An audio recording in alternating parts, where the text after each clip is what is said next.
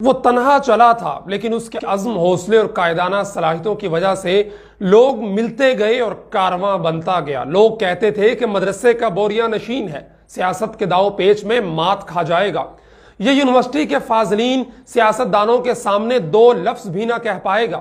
یہ جدید دنیا سے ناواقف ہے، لیکن وقت نے ثابت کیا کہ اس کے نپے تلے الفاظ ایوان میں آگ لگا دیتے۔ اس کا دو ٹوک موقف اس کے اخلاص پر گواہی کرتا، اس کا مدلل لہجہ اس کے عالی ذہن ہونے کا ثبوت ہوتا۔ اس شخص پر فکرے کسے گئے، اسے تانوں سے گھائل کیا گیا، عجیب و غریب القابات سے نوازا گیا، لیکن یہ وہ شخص تھا جو کبھی ذاتیات پر نہ اترا۔ اس کے منہ سے کبھی کسی دشمن نے گھٹیا لفظ نہ سنے۔ یہ ہمیشہ باوقار رہا اور ہمیشہ ایک بانک پن سے، ایک متین ادا سے برسرے پیکار رہا۔ اس نے چوٹ بھی کی تو لطیف پیرائے میں، اس نے مزاح بھی کیا تو نفیس مزاح کیا کہ دشمن بھی مسکرا دیا۔ لوگ کہتے تھے دینی علوم کا حامل یہ شخص دنیاوی ماحول میں نہیں چل پائے گا۔ مسجد سے آنے والا یہ شخص ایوانوں کی بھول بھلیوں سے ناواقف ہے، لیکن یہ دیکھ کر سب انگشت بدنداں ہو گئے جب اس نے پی ڈی ایم کی بنیاد رکھی، جب اس نے حکمرانوں کے ایوانوں میں تہلکہ مچا دیا، جب اس نے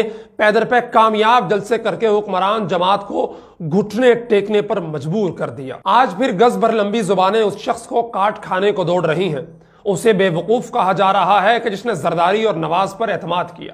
کہا جا رہا ہے کہ مولانا استعمال ہوا، لیکن مولانا کے سابقہ کارناموں سے یقین واثق ہے کہ مولانا بیدار ہے۔ وہ بساط پر عقابی نگاہیں جمائے بیٹھا ہے۔ مفتی محمود کا بیٹا آسانی سے شکست کھانے والوں میں سے نہیں ہے، کیونکہ جہاں زرداری اور نواز کا کھیل ختم ہوتا ہے، وہاں سے مولانا فضل الرحمان کا کھیل شروع ہوتا ہے۔